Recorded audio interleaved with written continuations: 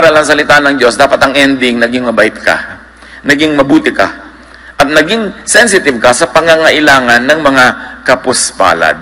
That religion that is really overwhelmingly impressive to God is to visit orphans and widows in their distress, to help the sick and the needy. Hindi yung napaka-eloquent mo sa mga doktrina tapos kulang ka sa paggawa ng mabuti, lalong-lalo sa mga nangangailangan. Giving obeys natural law. It's not only religious law, although laging yun ang na-emphasize. Romans 1:19, for since the creation of the world, God's invisible qualities, namely His eternal power and divine nature, have been clearly seen, being understood from what has been made. Nililinaw, kung gusto nyo talagang makilala ang Diyos, maunawa ang Diyos, tingnan nyo ang nature. Bago pa nagkaroon ng mga developed religious laws and doctrines, set na ang natural law. Yan ang mas nauna. At kung nagdududa ka kang isang doktrina ay galing sa Diyos, dahil kumisan may mga doctrines na nagko-kontra-kontra among themselves, huwag kang magduda pag natural law kasi Diyos ang lumikha ng buong kalikasan. And nature teaches giving. Hindi ka lang imbentohin yan ng mga reliyon. All biological cycles work by giving and by returning. When we observe all the laws of life, the cycles of water, of oxygen, of nitrogen, of carbon, everything, laging giving and receiving. Ecclesiastes 1:7, all streams flow into the sea, giving to the sea. Yet the sea is never full. To the place the streams come from, there they return again. Wonderfully, Ecclesiastes 1:7 is talking about the water cycle. At sinasabi, alam nyo kung bakit lamang nagkakaroon ng patuloy ng tubig sa bukal, sa mga bundok? Kasi pinapawala ng bukal yung tubig, dumadaloy sa mga batis, upper reaches, middle reaches, lower reaches of the rivers, and then into the ocean. At ano nangyayari? Evaporation. At pag maraming nang nag-evaporate, condensation, and then uulan, mababasa uli ang mga bundok, kukuhanin ng mga ugat ng hayop, ng kahoy ang mga tubig, ilalagay sa ilalim ng lupa, lalabas uli sa mga bukal. Kung yung bukal naging madamot, sabi niya, bakit ko papawalan tong tubig ko? Tubig ko to, walang uulan. So it is in giving that the spring receives a replenishment of its fresh water supply. Ganon din ang buhay. Kuminsan parang ayaw mong magpawala, ayaw mong magbigay, dahil lugi ka, paano ako? Pero kung hindi ka talaga magbibigay, walang babalik sa'yo. That is the basic rule of nature. Psalm 104:14, He makes grass grow for the cattle and plants for people to cultivate, bringing forth food from the earth. So, lahat sa food cycle, sa circle of life, everybody eats and everybody gets eaten. Something will eat you. Make sure it is what you love that eats you. Something will eat your energy. Something will eat all your powers. Make sure it is something that is really meaningful to you. Someone will feed on you. Let it be the one you love. Dahil talagang yan ang circle of life.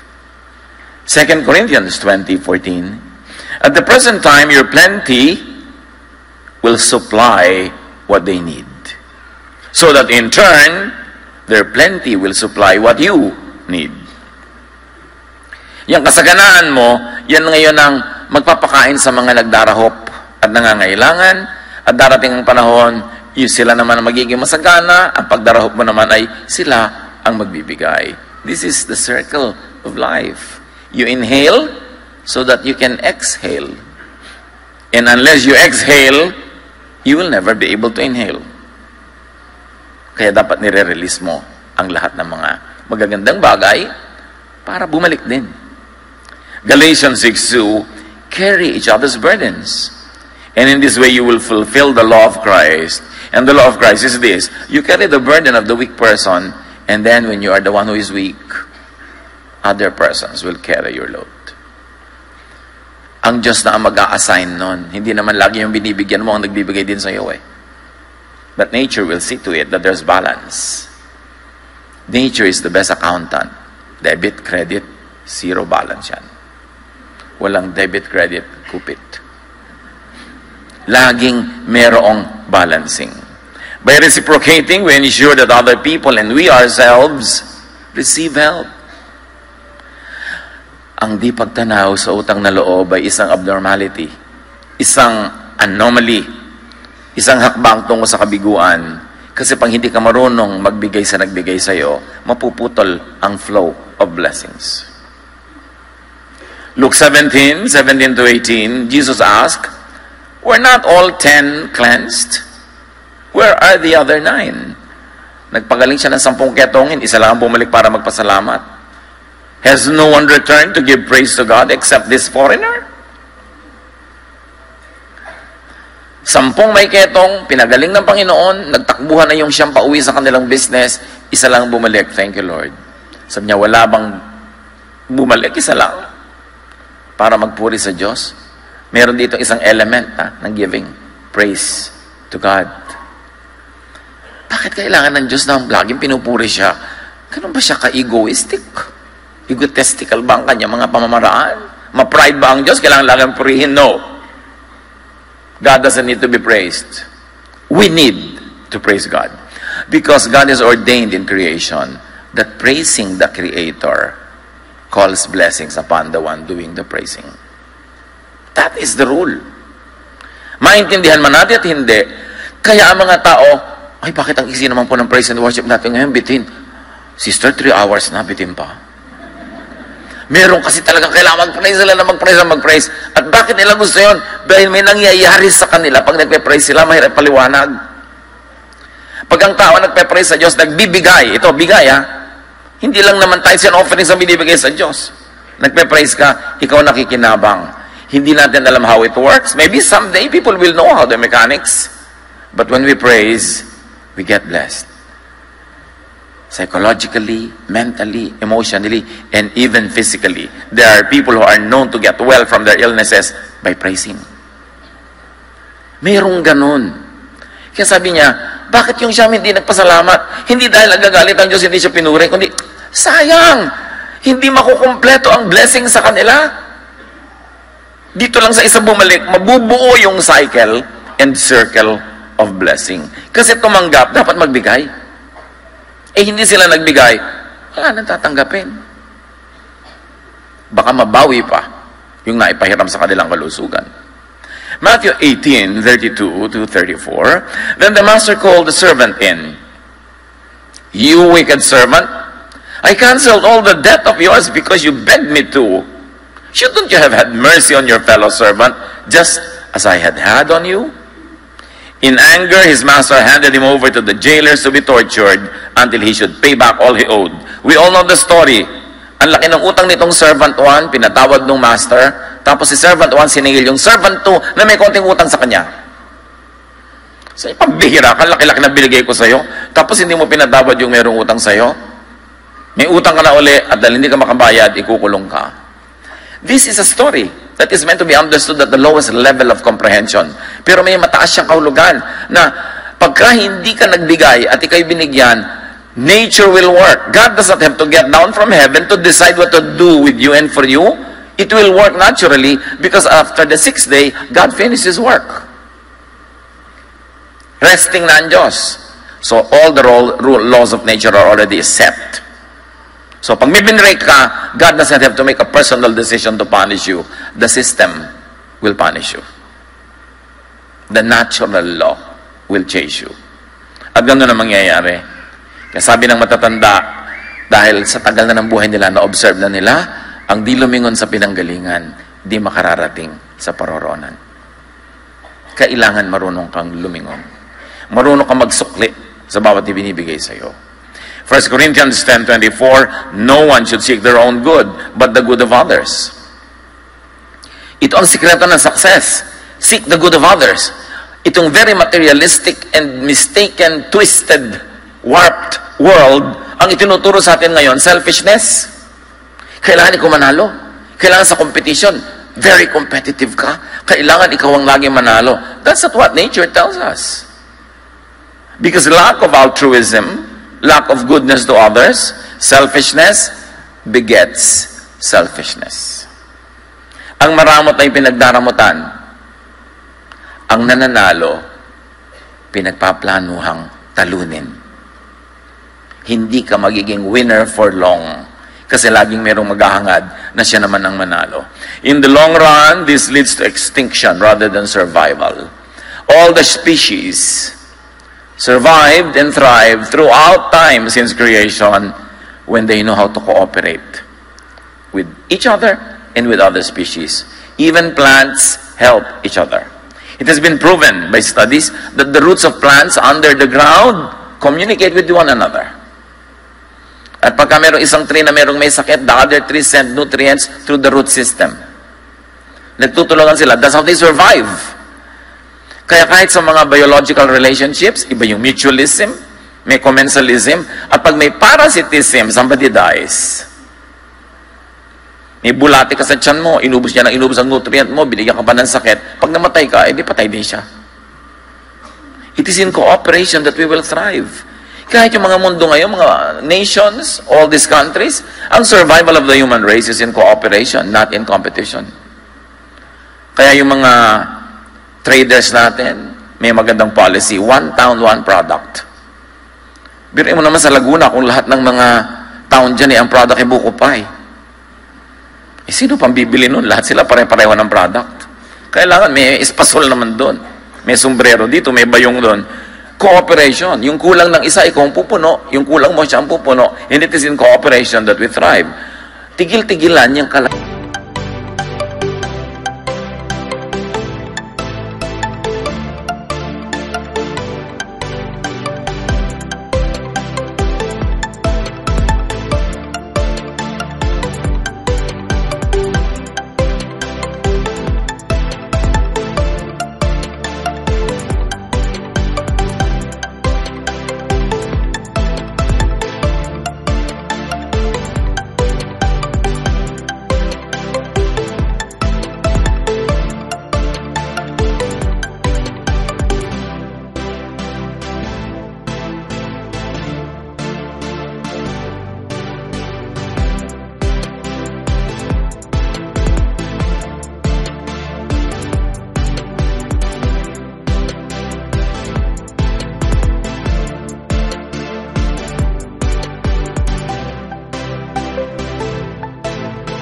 sinungalingan ng competition.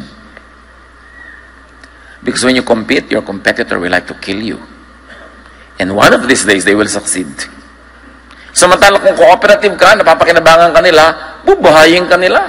Or at least hindi ka nila papatayin. Ang Sodom, yung city of Sodom, winasak yan at pinasabog dahil sa kanilang selfishness and greed and unkindness. Ezekiel 16, 49 to 50, ipinapaliwan kung bakit tinupok ang Sodom. Now, this was the sin of your sister Sodom. She and her daughters were arrogant, overfed, and unconcerned. They did not help the poor and the needy. They were haughty and did detestable things before me. Therefore, I did away with them, as you have seen. The sin of Sodom was very inhospitable. They were very unkind to strangers. Psalm 107, 33 to 34, about Sodom, he turned rivers into a desert, flowing springs into thirsty ground, and fruitful land into a salt waste, because of the wickedness of those who lived there. And that was unkindness, as explained to us by Ezekiel. Hostility, violence to innocent, helpless foreigners. Acting selflessly ultimately leads to the propagation of the species. Yung marunong makibagay, makitungo, makisama, makipagmabutihan, sila ang magwawagi. The giver is blessed because the giver reflects God's image. Because the image of God is a giver, not a taker, not a one-way taker. God gives and God receives. What does God receive from us? Our worship, our devotion, our love. And if you like to say, our service. But God is all-sufficient. God doesn't need our service. But God, because He is so loving, takes it upon Himself na Siya ang umaako na nagkakautang pag may ginagawa tayong mabuti sa kapwa. Kaya tuloy, Nabibigyan siya by giving to the needy, to others, to worthy causes. God participates in the circle of life of the giving and the receiving. He doesn't need to, but He chose to do so, to be involved with the lives of the people that He created. Hebrews 13:16. At huwag nating kaligtaan ang paggawa ng mabuti at ang pagtulong sa kapwa, sapagkat yan ang alay na kinalulugdan ng Diyos. Yun. Pwede natin gawin yun araw-araw, gumagawa ka ng mabuti sa kapwa. Kinalulugdan ng Diyos. Tinuturoan niyo ba ang mga anak niyo na, anak, itong baon mo, masarap na sandwich. Bakit po dalawa, maghanap ka ng classmate mo na walang baon at bigyan mo? Tinuturoan ba natin sila nito? O anak, ipakita mo ang ganda ng sandwich mo. Ang kapal ng palaman. At kagatin mo habang nakatingin sila. Yung ba ang itinuturo natin sa mga bata? We should train them in the art and science of giving. Early on. Pwede naman. Pwede pagka bumibili ka ng school supply, dalawa yung magandang payong. Humanap ka ng classmate mo na walang payong. Can you imagine what kind of life you will give to your child kung tinuturuan siya maging giver? You're setting up the child to be loved by so many. To be helped by so many. Dahil helpful siya. Pero kung ituturo mo, dapat ikaw lagi number one, na kailangan matalo mo yung classmate mo, kailangan ikaw lagi winner. Everyone will hate the winner. Who loves a winner? Yung nanay lang niya. So nga sabi, don't be number one. Number two is okay, number three is okay. Less enemies. Dahil ang pinakamatayog na puno ang tinatamaan ng kidlat. Even nature tells you that. Don't always be the tallest. It doesn't always pay. So the giver is blessed because the giver becomes God's channel of blessings. At sabi nga nung araw, nauso pa ang mga lutuan na may mga kalan na nakakauling dahil gumagamit ng firewood. Sabi na matatanda, may humahawak ba ng palayok na hindi nauulingan? So pagka ikaw gumagawa, nagsisilbi ka, nagagamit ka ng Panginoon, ikaw na muna ang malalagyan ng uling na blessing. 2 Corinthians 9:11, pasasaganain niya kayo sa lahat ng bagay upang mas marami ang inyong matutulungan. Kaya pala tayo pinapasagana ng Diyos para dumami ang kakayahan natin magtumulong, hindi para solohin natin. Kaya pag ang dami mong blessing, sabi, teka, kahit anong arithmetic ang gawin ko, sobra-sobra, may pinapagawa sa iyo ang Diyos. May pinapatulungan siya sa iyo. Huwag mong solohin. Binibigyan ka ng chance to be a blessing. E paano po to? Kinita ko na to, sobra na to.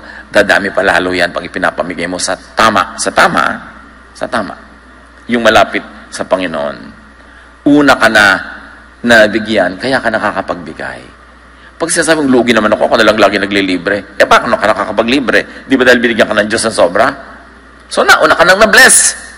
So bakit mo ipipigilin ang sarili mong maging blessing sa iba? Kung nananalig ka na ang Diyos ay gising at buhay at alam ang nangyayari, ipapalugi ka ba niya dahil mabait ka?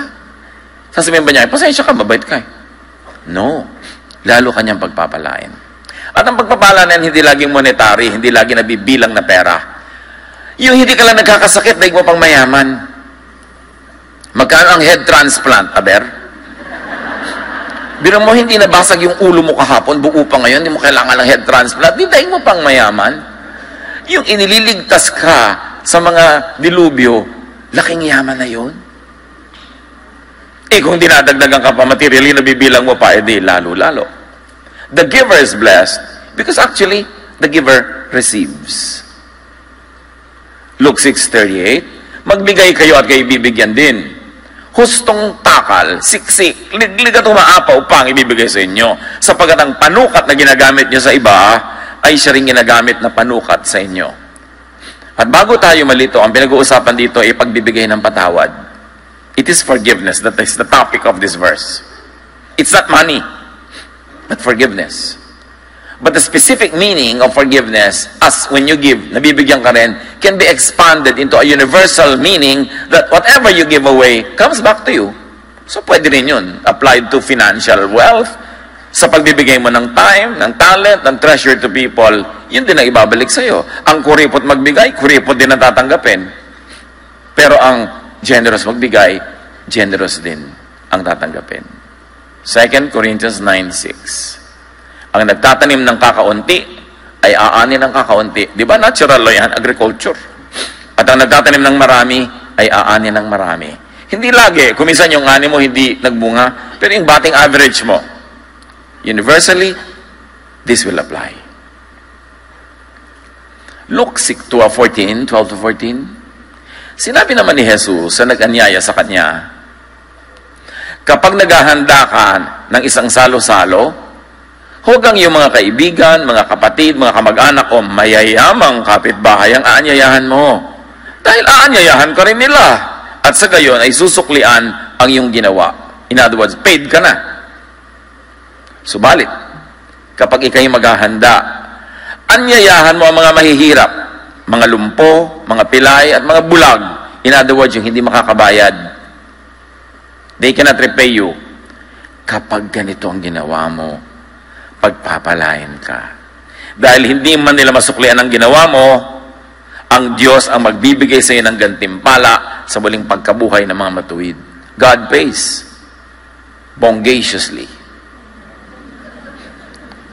Sobra-sobra ang mapapala mo. Magre-regalo ka sa mayaman, mamahalin ang regalo mo. Bakit? Ang dami na nga niya eh. Tapos pag mahirap, kalendaryo. Hindi na nga uso. May mga buwan, yung kailan bilog ang buwan, kailan ang 1/4 ng buwan. O kaya magbibigay ka ng tuwalya, may nakalagay, good morning. Ang nipis. Tapos pag mayaman ka lang, imported. Bakit? Kasi gusto mo, mabigyan ka rin nun. May mapapala ka kasi, nag-i-invest ka lang pala. Pagka mayayaman, ano na lang, thoughtful gifts, yung very thoughtful lang, pero hindi kailangan may economic value. Yung mga economic value, valuable, doon yung ibigay sa hindi maka-afford. Bakit? Kasi nakabantay ang Diyos sa tuusan. Alam niya ang pinagagagawa natin. At kung gusto ka ng Diyos pagpalain, may makakapigil ba sa Kanya? At kung ayaw kang pagpalain, may makakapilit ba? But again, God does not have to decide personally, specifically for every case. Set na lahat yan.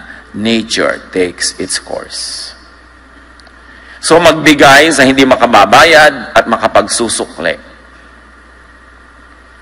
The giver receives, and this is according to studies, the giver's glow. They call it the giver's glow. What is the giver's glow? It is a rush of chemical reward systems in the brain when people give or help others. It gives feelings of tranquility and inner peace.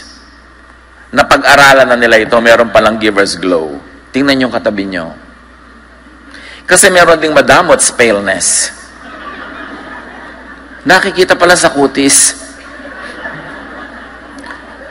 Alam nyo yan mga kapatid, di ba? Yung iba ang saya mo pag nagbigay ka. Mga saya na nakakapagpagaling ng sakit. Mga saya na nakakapagpalayas ng mga lungkot at mga inip sa buhay. Kaya, ang laki ng benefit ng nag-give.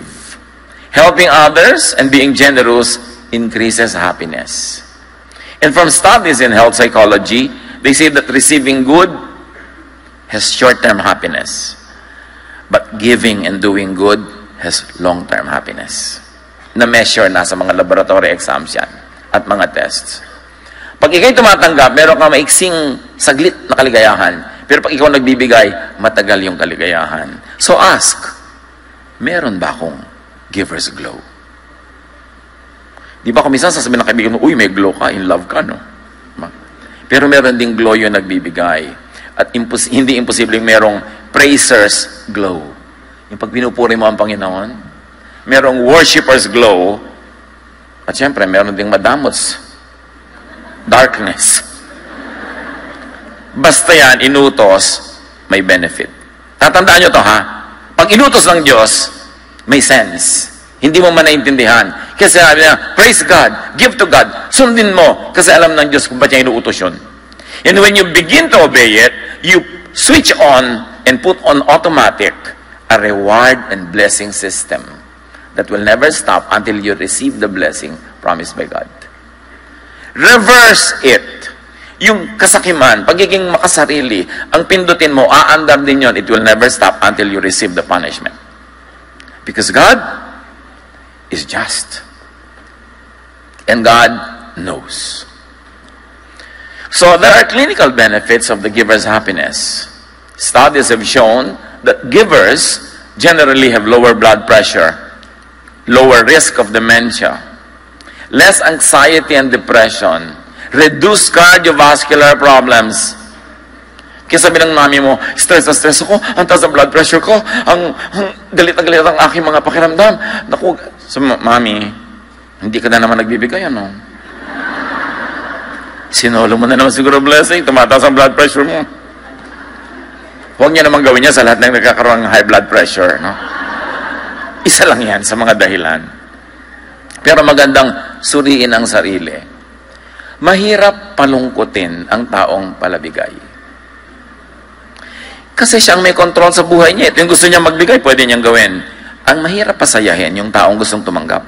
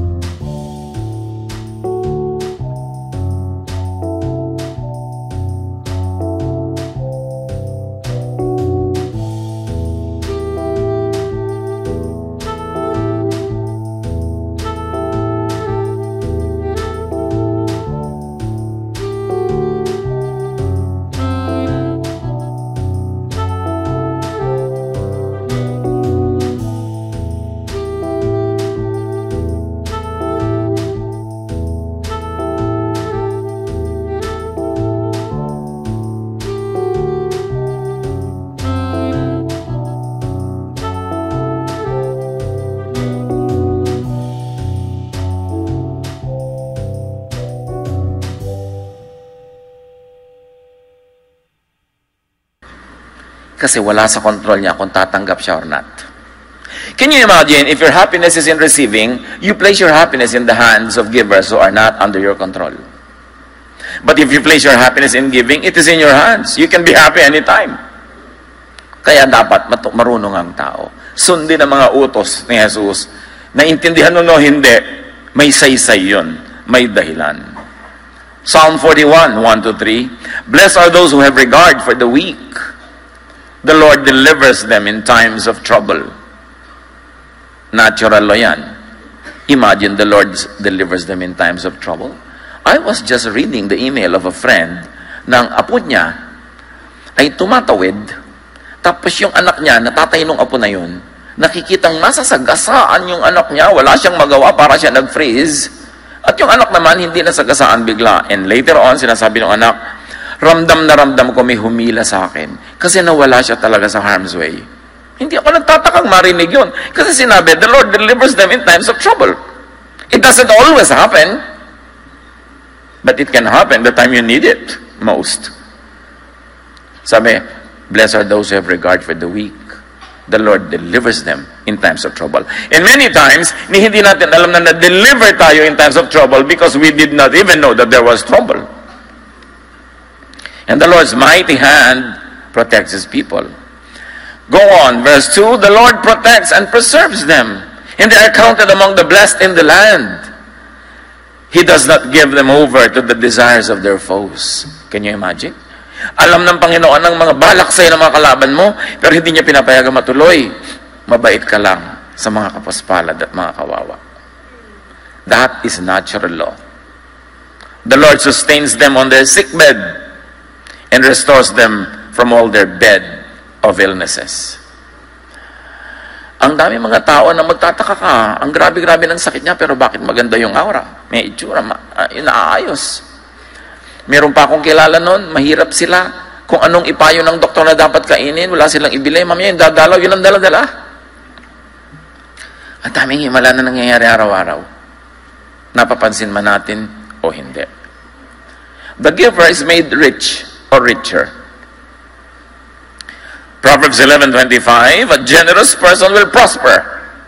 Whoever refreshes others will be refreshed. Mga kapatid, tuwing malakas ang inyong katawan, merong kakayanan, merong kayong finances, merong kayong energy, be helpful. Huwag niyong sayangin ang bawat araw na kaya niyo na maging helper, imbes the recipient of that help. Because when the time comes when you will be the one to need it, nature will work and direct all the energies of the universe towards you, to bless you. Sayang ang bawat araw na mayroon kang extra money na wala ka natulungan kahit konti. Sayang ang bawat araw na malakas ka na hindi ka dumalaw sa may sakit. Tapos ano magawa? Boring, wala kang magawa. May lakas ka, hindi ka dumalaw sa mga may sakit. Sayang talaga ang bawat araw na hindi natin ginagamit para maging blessing ng iba. Proverbs 19:17, parang pagpapautang kay Yahweh ang pagtulong sa mahirap. At pagdating ng panahon, si Yahweh ang magbabayad. Kung meron tayong mga household staff, galit na galit ka dahil bali ng bali, pinapasweldo mo na ang lit-lit, magtataka ka pa bumabali. Paano magkakasya? At kung meron kang empleyado, meron siyang asawa, meron siyang anak, maliliit, lahat yun galing sa binibigay mo doon sa empleyado mo. Hanggang toothpaste nila, hanggang asin nila, hanggang ribbon ng anak niya na mga kulot-kulot na ganun. Ibinibili nun, galing sa pasweldo mo yun eh. Kaya pag nilaki-lakihan mo ang pasweldo, nagbigay ka ng konting bonus, nagmumultiply yung blessing sa pamilya. Hindi naman yung nakabasag lang na baso, salary deduction. Anak, hindi ka pag-i-enroll ngayon, bakit po nakabasag ako ng baso? Ulupong ang amo ko kasi anak. Can you imagine kung may bless ka, meron ka mga pagkain sa bahay, ang dami mong sobra, ipauwi mo sa iyong mga staff para makakain din yung mga anak niya. Want to be a blessing? You can. You can be. Just be conscious of it. Kahit kumakain ka sa restaurant, o order ka ng extra na masarap, ibibigay mo sa waiter na nag-serve, o iuwi mo sa asawa mo. Ay, hindi po yan ang gusto niya eh. Akin na! Kasi meron ka naman binibigyan, suplado pa. Lagi niyong ibigay sa mag-appreciate. Mga kapatid, isa lang naman ang tinutumbo ko eh. Open your eyes. Life is full of opportunities to be a blessing to others. Just have the blessing mentality. Katulad niya, nabe-bless ako pag palakpak kayo na palakpak, di ba? So, mga kapatid, huwag magsasayang na sandali. Sandali lang ang buhay. Earn all the points. Sayang ang chance. At first glance, giving seems like losing. Kasi giving eh. Pero meron isang kwento, among many nakabuka sa 1 Kings 17:10-16, na hindi umuulan, taggutom, wala nang makain ng mga tao, ang propetang si Elijah or Elias, nagpunta sa isang bayan, at inabutan niya, pagpasok niya ng gate ng bayan, ang isang babaeng parang tingting, butot balat, namumulot ng mga tuyong kahoy, panggatong. Nang papasok na siya sa pintuan, 1 Kings 17:10-16, sa pintuan ng lungsod, nakita niya ang byuda namumulot ng panggatong. Mami, ano pong panggatong? Firewood, anak. Firewood. Sinabi niya sa babae, maaari po bang makiinom? Para, excuse me, makikiinom ka, may famine. Walang ulan, walang tubig.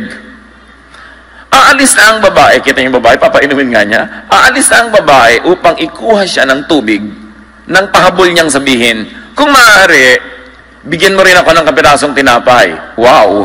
Di ba? Bibigyan ka na ng tubig, tapos tinapay. Sumagot ang babae, saksi si Yahweh, ang inyong buhay na Diyos, na wala kaming tinapay. Yan ang katotohanan, wala silang tinapay. Mayroon po kaming kaunting harina at ilang patak na langis. Namumulot nga ako ng panggatong upang lutuin yon at makakain man lang kami ng anak ko bago kami mamatay. Last meal. Sinabi sa kanya ni Elias, huwag ka mag-alala. Pumunta ka na at gawin mo yung sinabi.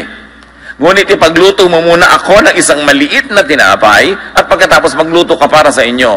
Wow, again! Sino to? Di ba, bigyan ko na nga ng tubig, tapos ipinagluluto ko siya pang mauuna. Sapagkat ganito ang sawi ni Yahweh Diyos, hindi ninyo mauubos ang harina sa lalagyan at hindi rin matutuyo ang langis sa tapayan hanggang hindi sumasapit ang takdang araw na papatakin ni Yahweh ang ulan. Ginawa nga ng babae ang utos ni Elias. Faith, ha? At hindi naubos ang pagkain ni Elias at ng mag-ina sa loob ng maraming araw. Hindi nga naubos ang harina sa lalagyan. Tuwing bubuksan niya para magluto, meron na naman. At hindi natuyo ang langis sa sisidlan, tulad ng sinabi ni Yahweh sa pamamagitan ni Elias. Remember, genuine prophet kasi si Elijah. Kung false prophet ang natapat sa inyo, sorry. Kaya kailangan discerning ka rin. Pero yes, because this woman blessed God's man, the prophet. Hindi lang yung prophet ang na-bless, siya at ang kanyang anak. Kung naging wise lang siya, kakainin na lang niya yung huling tinapay na gagawin niya. At mamamatay nga sila sa gutom after. Pero hindi naubos ang ibinigay. Dahil ang ibinibigay sa tamang paraan ay hindi mauubos. Napaka-importante, whatever you place on God's altar cannot be lost. It could only multiply. Giving proves to be and is a necessary stage in the process of receiving. Luke 6:38, give and it will be given you. In English lang yung siksikliglig gumapaw. A good measure, pressed down, shaken together, and running over, will be poured into your lap. For with the measure you use, it will be measured to you. Remember, the context is forgiving. So, i-apply sa forgiving, tuwing nagpo-forgive ka, mappo-forgiven ka rin. Higit-higit pa ron. Life cycle is twofold. Receiving from God and giving to God. Because after all, everything we do concerns God. When you receive from people, you're actually receiving from God. Those people are only channels. And when you give to people, you're really giving to God. Because those people, again, are channels, way of giving to our God. Receiving without giving cannot sustain the circle of life. The selfish will perish. The selfless and giving will thrive. That is the law. Isaiah 55:10, as the rain and the snow come down from heaven and do not return to it without watering the earth and making it bud and flourish, so that it yields seed for the sower and the bread for the eater, and so on. But the point is, every movement of nature nourishes something and someone. Kaya pag kumilos din tayo, dapat para tayong hamog, nabe-bless ang bawat daanan. Complete the circle of life. Receive and give, receive and give. A one-half circle is not a circle. It cannot roll. Dapat kumpleto. Yung iba naman extreme, giver pero ayaw mag-receive. Receive din. Pag binibigyan kayo, tanggapin nyo. Huwag mag-pride. Huwag mag-umiwas-iwas. Be a gracious recipient. Sometimes it is more difficult to receive than to give.